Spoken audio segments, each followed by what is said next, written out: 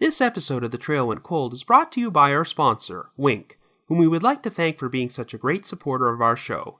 Wink is offering our audience members who are over 21 and live in the US a $20 credit plus free shipping on their first order of 4 bottles of wine as a new member of Wink. So please visit trywink.com/cold. That's trywinc.com/cold. Thank you and enjoy the show. April 16th, 1987. Union City, Tennessee. 4-year-old Marlena Childress vanishes from her front yard after her mother, Pamela Bailey, claims she saw a red car driving away from their house. 2 months later, Pam claims she accidentally killed Marlena and tossed her body into a river. Pam soon recants her confession and claims it was coerced, and with no other evidence to implicate her, she is not indicted for her daughter's disappearance. Over the next several years, there would be a number of twists and turns, including eyewitness sightings to suggest Marlena was still alive, and Pamela Bailey's involvement in another horrific crime, but Marlena is never found. After that, the trail went cold.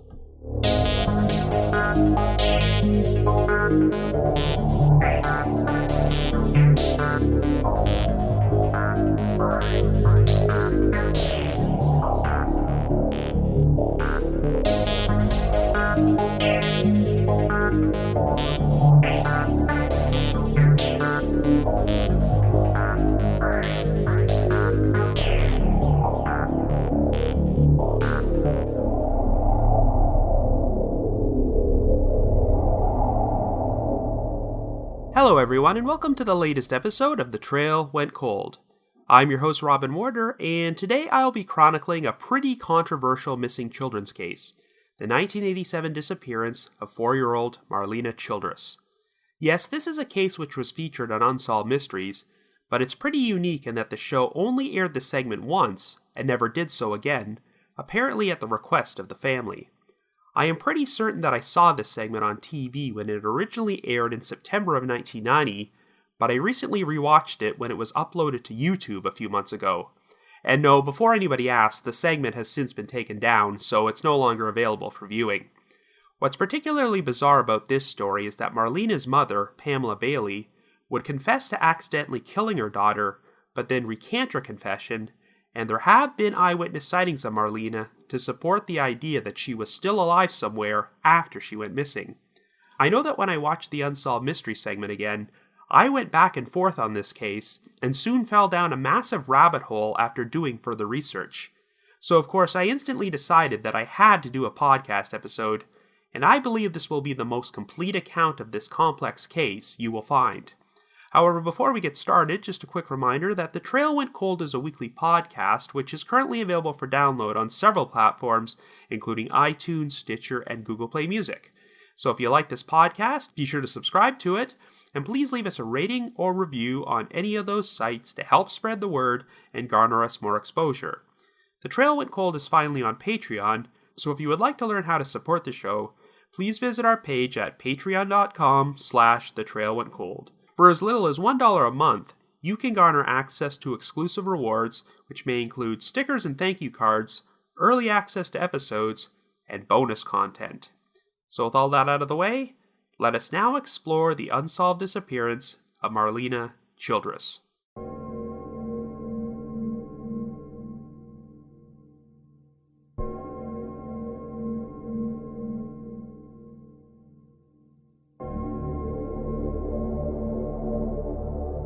Our story begins in Union City, Tennessee in 1987. Our central figure is 4-year-old Marlena Childress, who lives with her 22-year-old mother, Pamela Bailey. Pam is divorced from Marlena's father, Kevin Childress, and is currently married to another man, Johnny Bailey, and the couple also have a 4-month-old infant son named Damon. On April 16th, Johnny's 7-year-old son from a previous marriage, Jerry Bailey, was visiting their home until he was picked up shortly before 3 p.m. by Jerry's mother, Mona Watts. At around 3:30, Pam claimed that Marlena was playing outside alone in the front yard while she was in the house.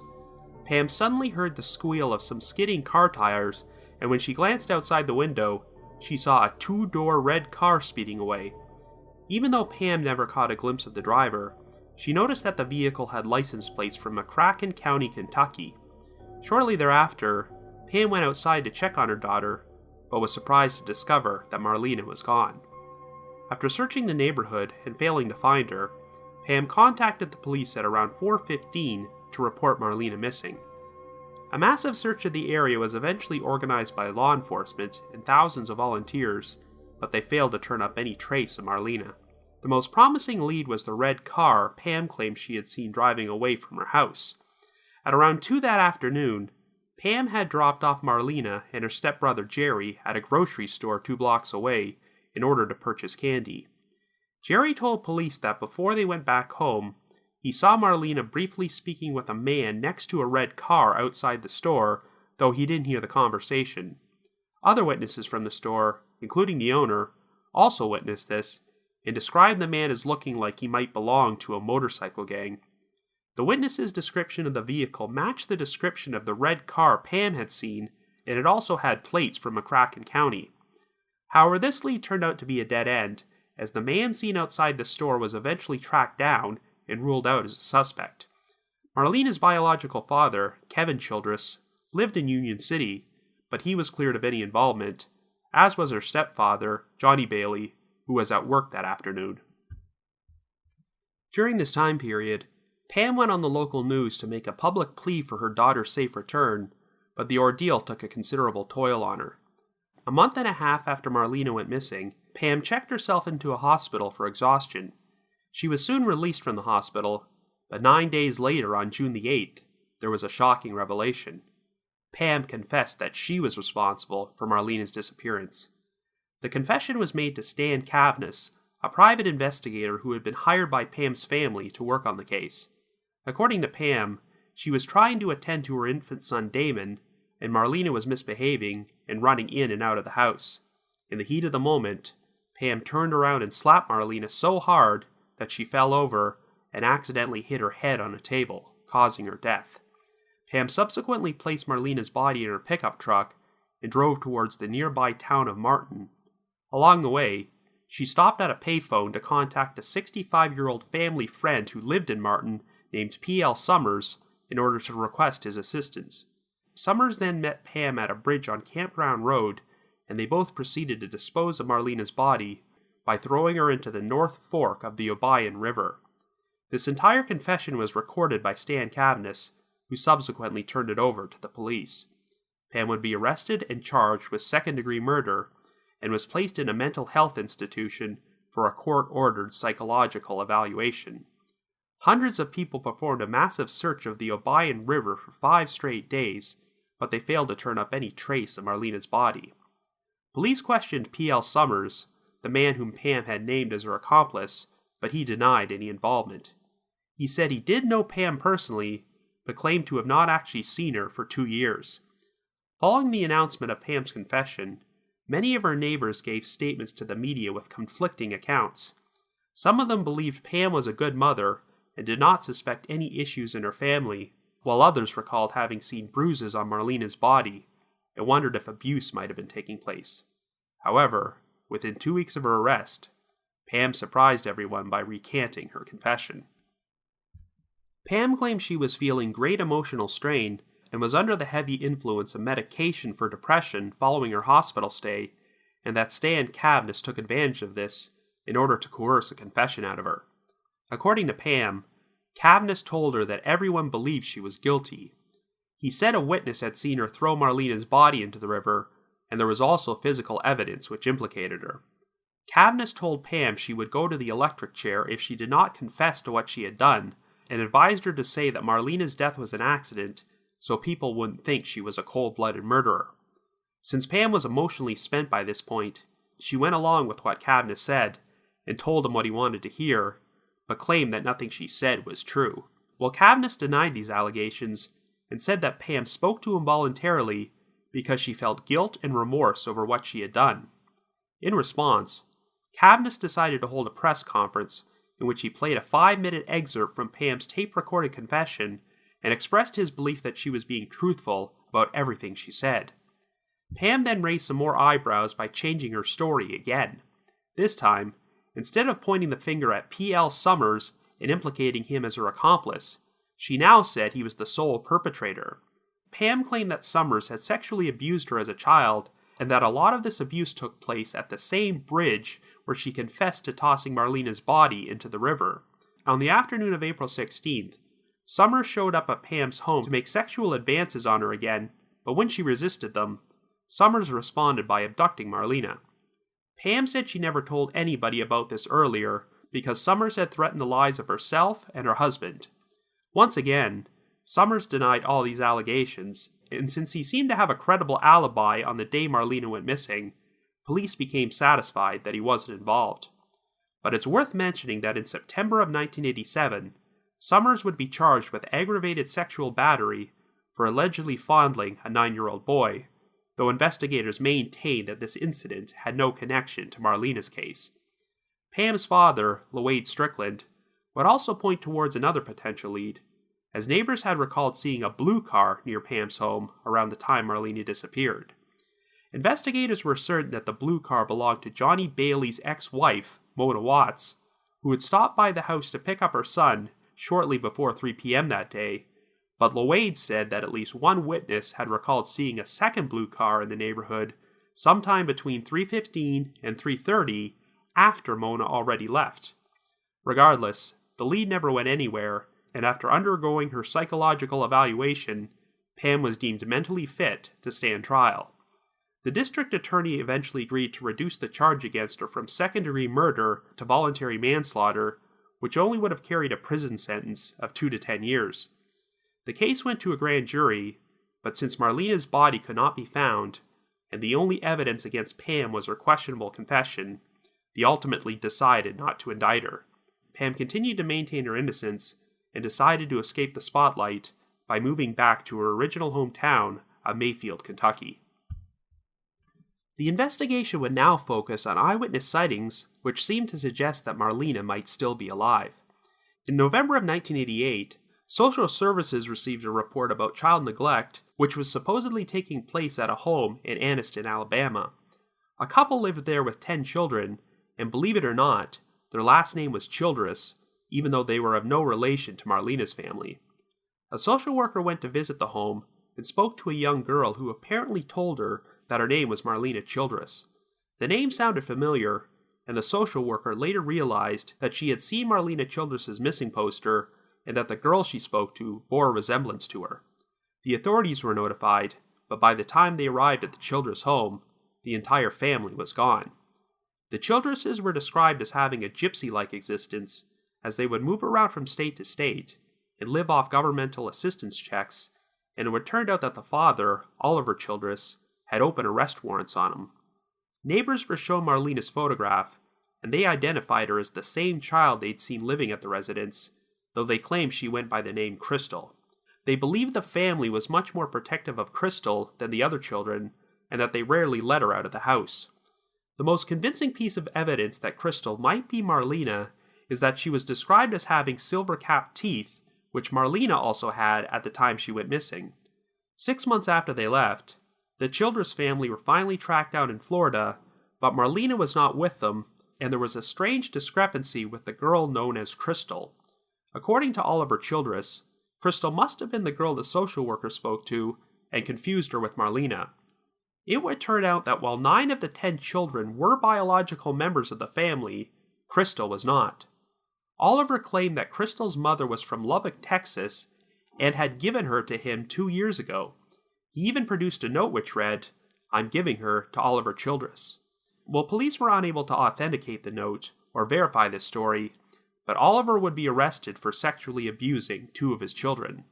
All the kids would be placed in foster care, but as far as I can tell, no evidence was ever found to conclusively prove that Marlena had ever been with this family. There was another potential sighting of Marlena in Lenoir City, Tennessee in September of 1989. This time, a woman named Amy Spoon was shopping with her children at a department store when they started playing with a young girl. Amy briefly spoke to the girl until another woman whom she assumed was her mother called her over. This woman looked angry, and the girl seemed reluctant to go to her. Shortly thereafter, Amy saw a missing persons flyer with Marlena's photograph, and recognized her as the girl from the department store. Anyway, Marlena's case wound up being featured on Unsolved Mysteries on an episode which aired on September 5th, 1990. It's worth mentioning that this was not a new episode, as the show would sometimes film new segments and insert them into reruns which aired during the summer and early fall, so Marlena's story was featured alongside segments that had already aired before. This segment looked into Amy Spoon's sighting of Marlena from Lenore City, but the majority of its focus was placed on a sighting which took place on April 22, 1987, only 6 days after Marlena went missing. It took place 100 miles away from Union City at an establishment in Memphis called Jean's Hair Salon. Gail Reich and Janice Wells, a pair of hairdressers working that day, claimed that a young girl matching Marlena's description walked into the salon. She was accompanied by a boy who appeared to be around 6 years old and 2 women, a younger one in her 20s or 30s, and an elderly lady who looked like she was in her 50s or 60s. Anyway, while Gail was giving the girl a haircut, she started crying out, "I want my mummy, I want to go home." The younger woman barely reacted to the girl's crying and did not attempt to console her, which made Gail suspect that she might not actually be her mother.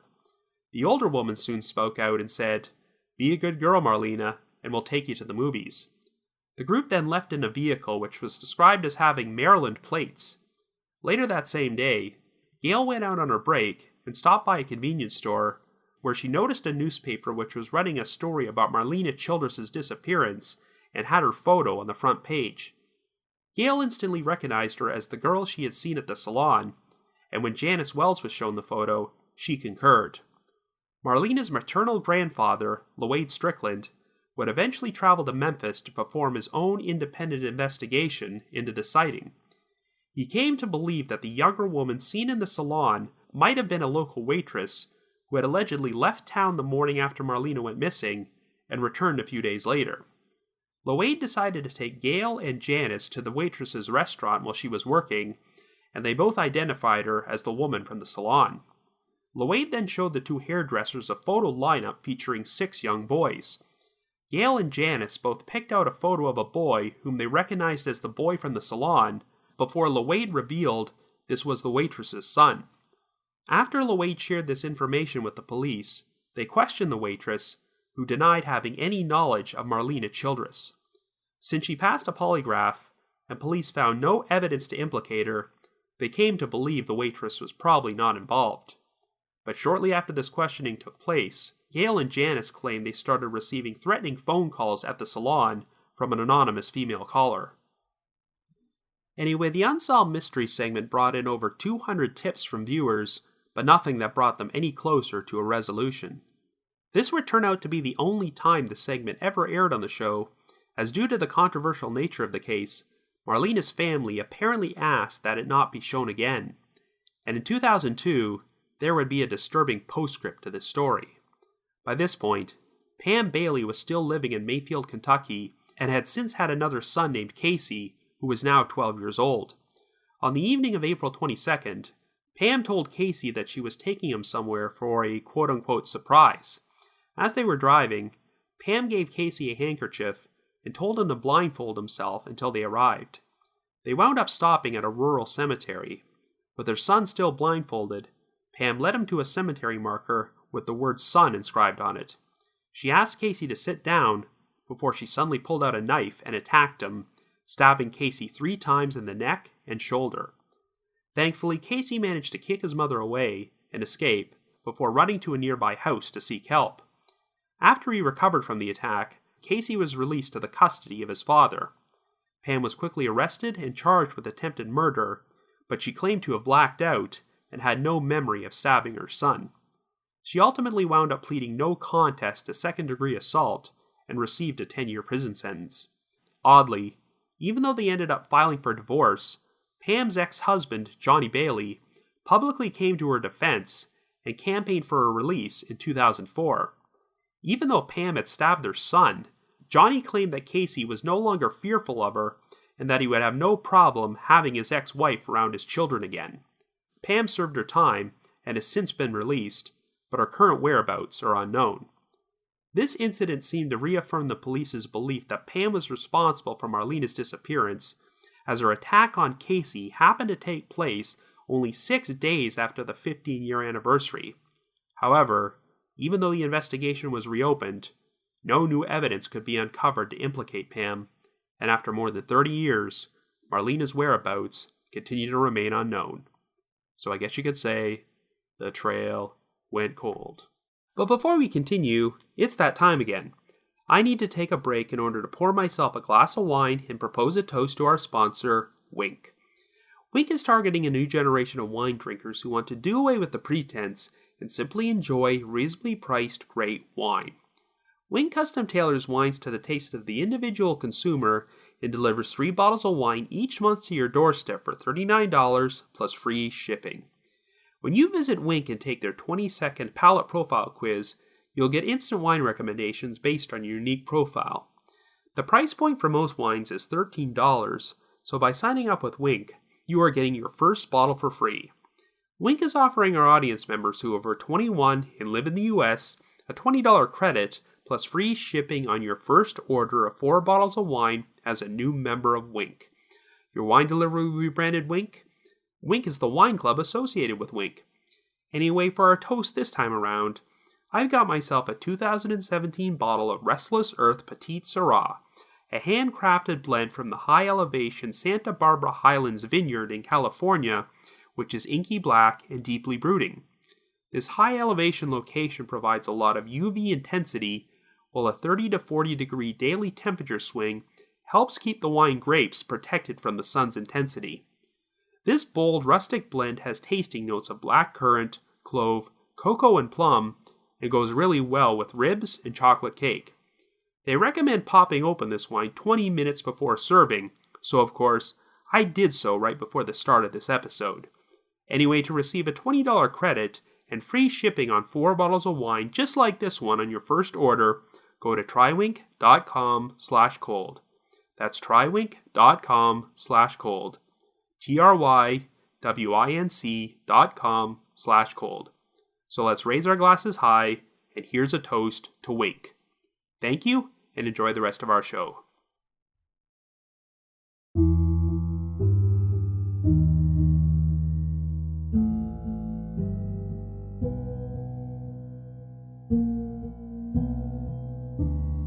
Like I mentioned in the intro, prior to recently watching the Unsolved Mystery segment on YouTube, the only time I'd seen it was when it originally aired 28 years ago, and I hadn't really thought about this case since then.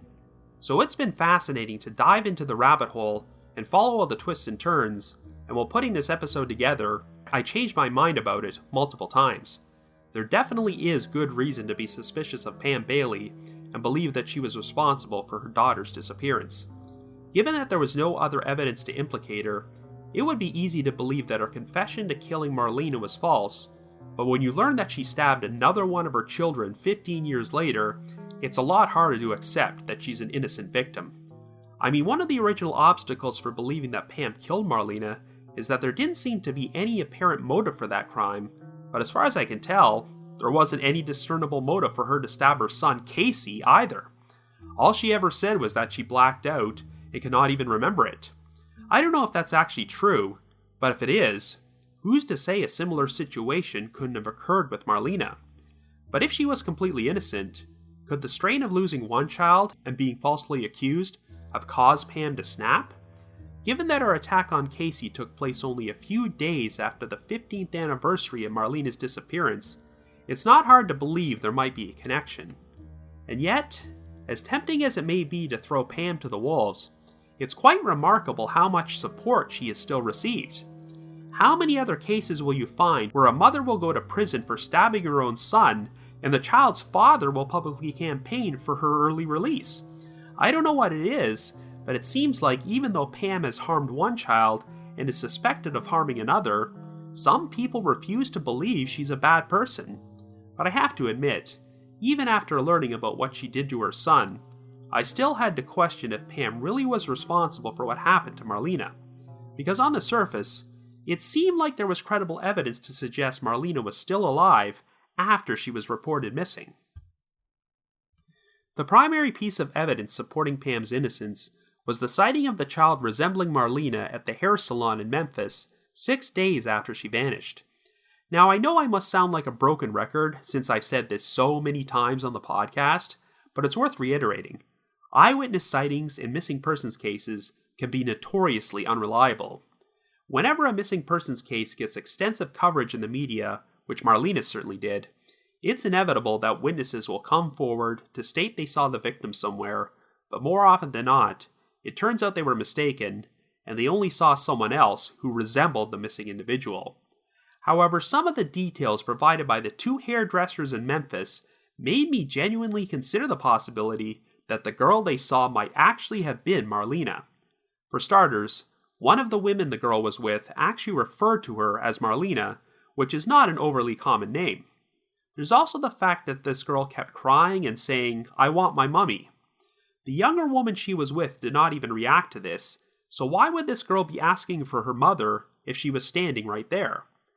Another reason I thought this sighting was more convincing than most is because the hairdressers saw Marlena's photo in the newspaper a very short time after the girl was in the salon. This is the thing with mistaken eyewitness sightings. A lot of the time, these witnesses will see a missing poster or a photo of the victim in the papers and realize, hey, I saw this person. But this is days or weeks after the fact. Since all that time has passed, their memory may not be reliable. But when Gail Reich saw Marlena's photo, it was only about a few hours after she gave the girl a haircut, so her memory of the incident still would have been fresh. If the sighting was accurate, and Marlena was still alive in Memphis on April 22nd, then this meant Pam couldn't have killed her and thrown her body into the Obion River, so her confession had to be false. I started to ponder the possibility that perhaps Pam sold or gave Marlena away to this other woman, as there are unconfirmed reports that she once said she sold Marlena to pay off a drug debt. Pam could have eventually become so racked with guilt over the whole thing that she fabricated a story about killing her, even though that's not what actually happened. This hair salon sighting was the focal point of the Unsolved Mystery segment, and I have to admit that it initially left me completely on the fence in regards to Pam's guilt or innocence, but I still felt there was something off about how this part of the story was presented on the show. For one thing, it wasn't made clear if the two hairdressers immediately reported this sighting to the police. The way the segment presented things, Marlena's grandfather, Lloyd Strickland, was investigating this lead single-handedly and only went to the police after he uncovered a promising suspect. This always seemed pretty odd to me because Lloyd Strickland was not a professional private investigator. He was a guy who ran a shoe repair business, but I can see why he'd want to take the reins, since the last private investigator he hired tape recorded his daughter confessing to murder. But the one key part of the story which seemed to be missing from the Unsolved Mystery segment is how Lloyd tracked down the waitress in Memphis. The story goes that Lloyd brought the two hairdressers into her restaurant, and they identified her as the woman they saw in the salon, and they also correctly identified the waitress's son as the boy they saw. Lloyd also claimed he had learned this woman left town the morning after Marlena's disappearance and returned a few days later, which made her seem like a very promising suspect. That's all well and good, but it's still not clear to me how Lloyd got from point A to point B, and what made him suspect this waitress was the same woman from the hair salon in the first place. When you consider the fact that police questioned her and came to the conclusion that she probably wasn't involved in Marlena's disappearance, something just didn't feel right to me. Well, I finally got my answer when I went to newspapers.com and uncovered articles from the April 25th, 1987 editions of the Tennessean and the Jackson Sun, which both state that the two women and the girl seen at the hair salon were actually tracked down, and the girl was ruled out as being Marlena. The story goes that the group was pulled over by the police in Mississippi, who discovered that the girl's name was actually Marlene, not Marlena, meaning that the hairdressers may have misheard the older woman when she referred to the girl by name. Before they were even found, a key detail which convinced police this girl might not be Marlena was that Marlena had silver-capped teeth when she went missing, but no one from the hair salon recalled seeing capped teeth on the girl. So it seems to me that this sighting of Marlena may have already been investigated and debunked by police long before the Unsolved Mystery segment aired, but Lloyd Strickland was taking it upon himself to keep this lead alive. But that's not all. I also uncovered a very interesting article from the September 6, 1990 edition of the Paducah Sun, published the day after the Unsolved Mystery segment aired. Believe it or not, Pam Bailey herself was quoted as saying that the whole segment about the hair salon should have been omitted because 2 detectives hired by the family had already checked it out, and it wasn't Marlena. So yes, even though this lead seemed to be the biggest piece of evidence supporting her innocence, Pam did not believe it was credible, and it was quite a surprise to hear her say that not only had the police ruled it out, but 2 detectives hired by her own family. Pam also stated that the sighting of Marlena with the family who traveled from Alabama to Florida would ultimately point police towards her daughter, and Lloyd expressed his disappointment in the article that this lead wasn't even mentioned on Unsolved Mysteries. But we'll talk more about that momentarily. Another thing which seemed off about the Memphis sighting is that in those articles I mentioned from 1987, there's no mention of a young boy being in the hair salon, only 2 women with a girl. It's possible they neglected to mention the boy, since his presence wasn't really relevant to the case, but it seems like the main reason Lloyd was convinced the waitress he tracked down was the woman from the salon is because the 2 hairdressers identified her son as the boy they saw. But even if they're correct, it really doesn't matter that much if the girl they were with was already ruled out as being Marlena. It really does seem like Lloyd was grasping at straws here. I'm not saying that Lloyd was trying to cover for his daughter and purposely lead the investigation in the wrong direction, but it would definitely be in his best interest to pursue a lead which pointed to his granddaughter still being alive and his daughter not being a murderer. I know the hairdressers claimed they started receiving threatening anonymous phone calls from a woman shortly after the waitress was questioned, but I don't think it's definitive proof that she was involved in Marlena's disappearance. Think about it. If this waitress was completely innocent, she just got accused by police of being involved in a child abduction. Now, I'm not advocating for anonymous threatening phone calls, but if she figured out that this was the result of these hairdressers pointing the finger at her, I can see how she might have felt compelled to take out her anger on them. So when you look at this situation as a whole, I think the significance of the hair salon sighting has been blown way out of proportion, and this is probably just another tragic case of eyewitnesses mistaking a girl they saw for a missing child. In fact, it would not surprise me if this was one of the reasons the Unsolved Mysteries segment only aired on television once, as it put heavy emphasis on a lead which had seemingly been ruled out by law enforcement only days after it occurred. When you eliminate this sighting, then this decreases the chances of Marlena still being alive after April 16, 1987, and weakens the case for Pam's innocence. It's interesting how there are certain aspects of this case which seem to lean away from Pam being responsible, but then come apart if you look hard enough. For example, Pam's original story is that she saw a red car speeding away from her house around the time Marlena went missing, which is supposed to give off the impression that someone abducted her. On the surface, the most convincing detail of Pam's account is that she described the vehicle as having license plates from McCracken County, Kentucky. As you recall, Marlena's stepbrother and other witnesses from a nearby grocery store described seeing a red car with McCracken County license plates and claimed that Marlena had been speaking with a man standing outside this vehicle. Based on this, it's very easy to believe Pam's story and assume that this man set his eyes on Marlena, followed her home, and once he noticed she was playing alone in her front yard, he used this opportunity to abduct her and flee the area. But the problem is that police were able to track down this man relatively quickly and rule him out as a suspect. This detail is often overlooked in some accounts of this case, but you can find confirmation in the April 22, 1987 edition of the Jackson Sun. So it seems like this entire lead was nothing more than a red herring, and there are 2 possible explanations. A, if Pam is innocent, then she really did see the red car pass by her house, but it either wasn't this man's car, or the driver did not actually abduct Marlena. Or B, if Pam is guilty, then she could have seen this car when she took Marlena and Jerry to the store that afternoon, and remembered the details about it when she fabricated her cover story. Perhaps she felt more people would believe the story if other witnesses from the store could corroborate seeing the red car in the area. I know that after Pam was arrested, Lloyd Strickland began pointing the investigation towards an alleged sighting of a blue car in the neighborhood that afternoon. While the authorities seemed convinced that it belonged to Mona Watts, who was picking up her son at that time, Lloyd seemed to think there was another blue car in the area. Personally, I think he was probably just grasping at straws again in order to help clear his daughter. But to be fair, there have been other leads in this case.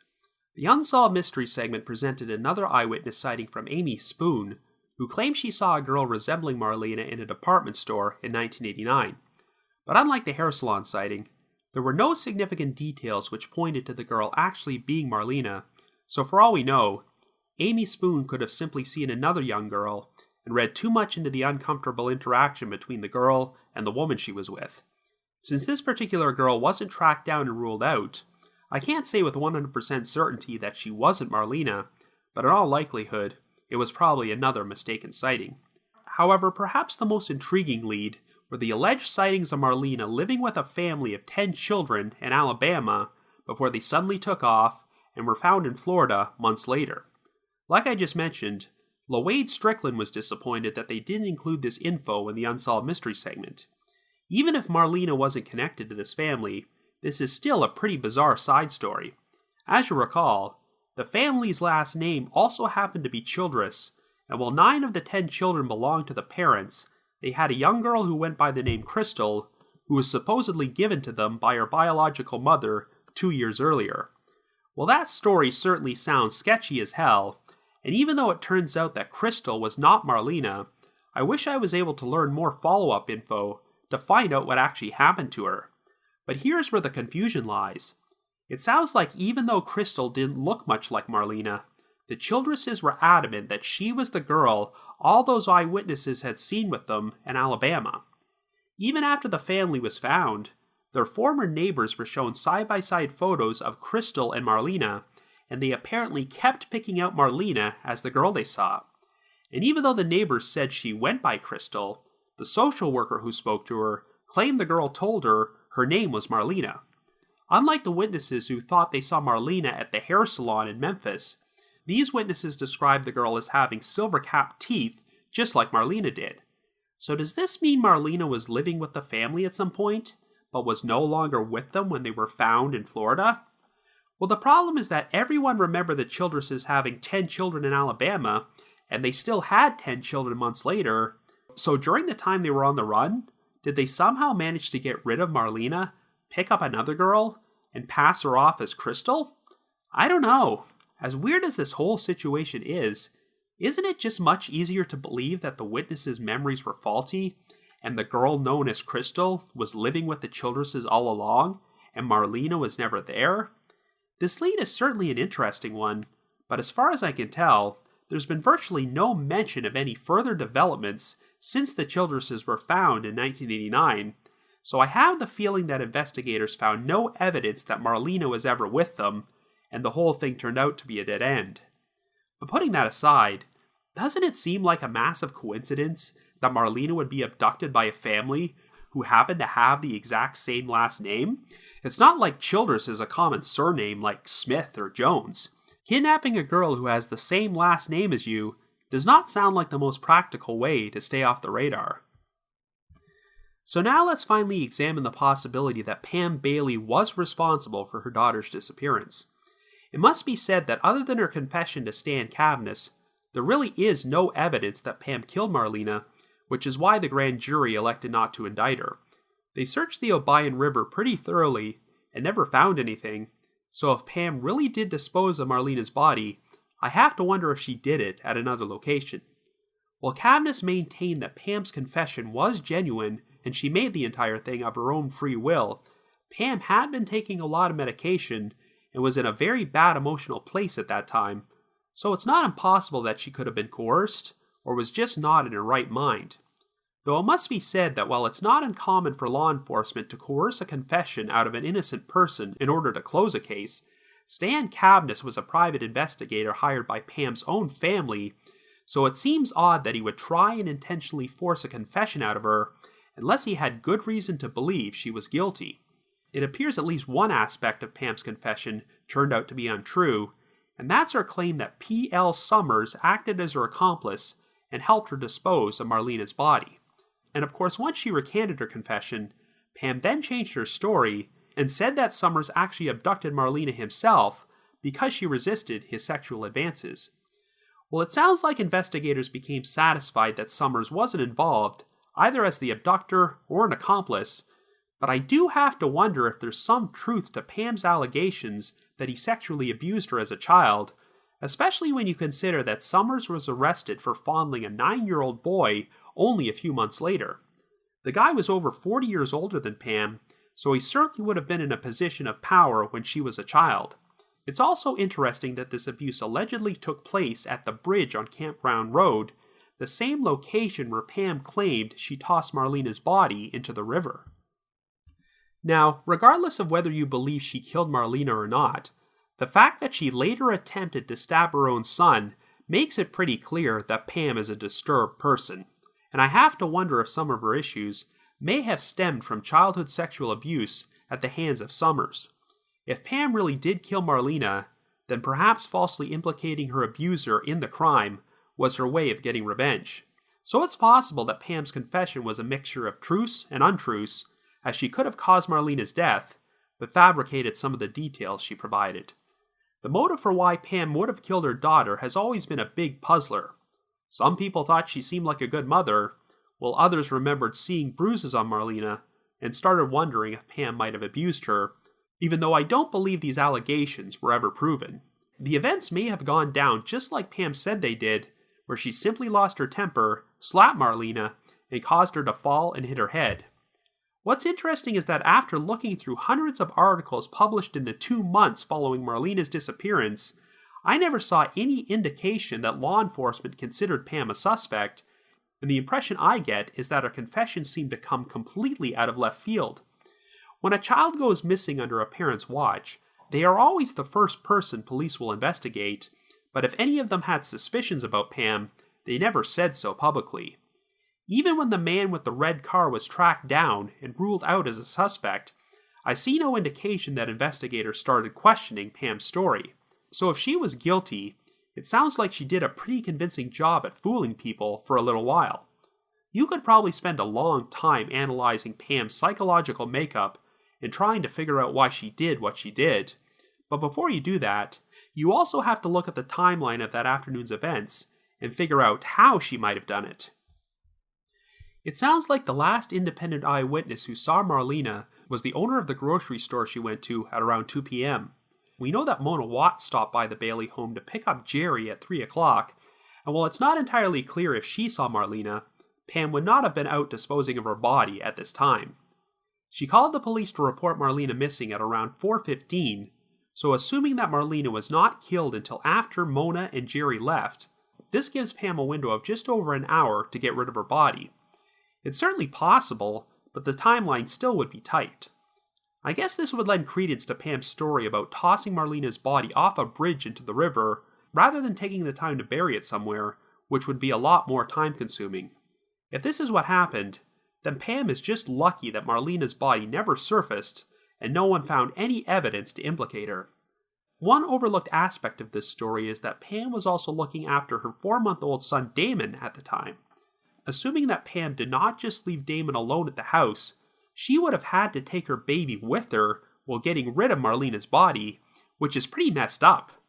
If Pam killed Marlena, then I am willing to believe that it wasn't premeditated murder and may have been a heat-of-the-moment thing like Pam described, where she lost her temper, struck her daughter, and caused her to fall over and hit her head. I mean, that's hardly a defensible situation, but the district attorney did decide to reduce the charge against her from second-degree murder to voluntary manslaughter, so if they had found Marlena's body and convicted Pam, she might have only served a few years, and this whole case would be forgotten by now. On the other hand, when Pam blindfolded her son Casey, drove him to a cemetery, and stabbed him 15 years later, that was clearly a premeditated act. It doesn't look like there's ever been a clearly established motive for that, only Pam's claims that she blacked out and didn't even remember it. But if she was capable of doing that to her own son, then she was certainly capable of doing anything to Marlena. Overall, if this story had ended with Marlena's disappearance, and the only evidence against Pam was her confession, I'd be more inclined to believe she was innocent, but the stabbing incident tells me that she was most likely responsible for what happened to her daughter. Most of the promising leads which seemed to point to a stranger abduction wound up leading to a dead end, and while I wouldn't completely rule out the possibility that Marlena was abducted by someone who has never popped up on the radar, all roads just seem to lead back to her mother. As far as I can tell, Pam Bailey is still a free woman and has stayed off the radar these past several years, but she definitely seems to be an enigma. Part of me just wants to accept that she's simply a bad person who murdered one of her children and attempted to murder another. But I do get the sense that she probably went through some trauma of her own during her childhood and that she was not in full control of her mental faculties when she perpetuated these horrible acts. This doesn't excuse Pam's actions, of course, but trying to figure her out is definitely one of the most baffling aspects of this story. Since Pam already made one confession about what she did to Marlena, I suppose the best chance we have of this case being solved is for her to feel the need to confess again someday. Only this time, she'll be able to lead people to Marlena's body, or some sort of conclusive evidence which proves she's telling the truth. Because even after 3 decades of all these major twists and turns, there's a 4-year-old girl who is still missing, and even if she's no longer with us, this case deserves full closure.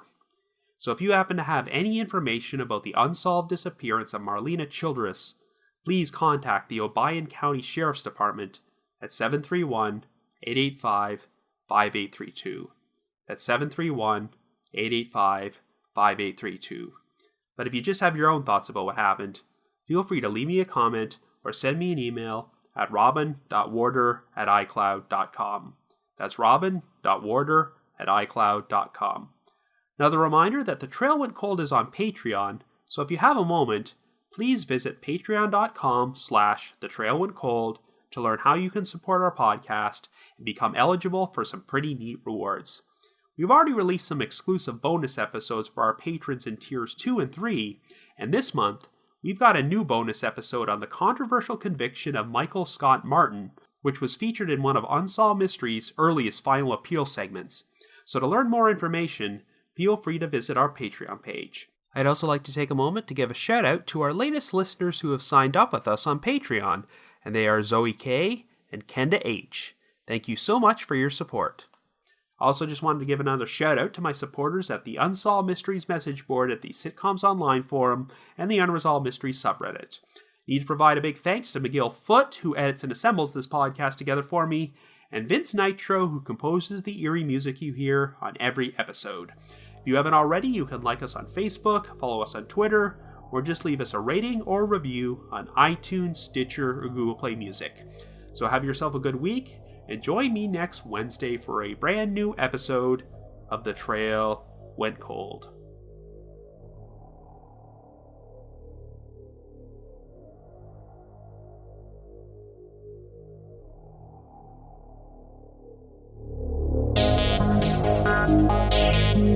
Thank you.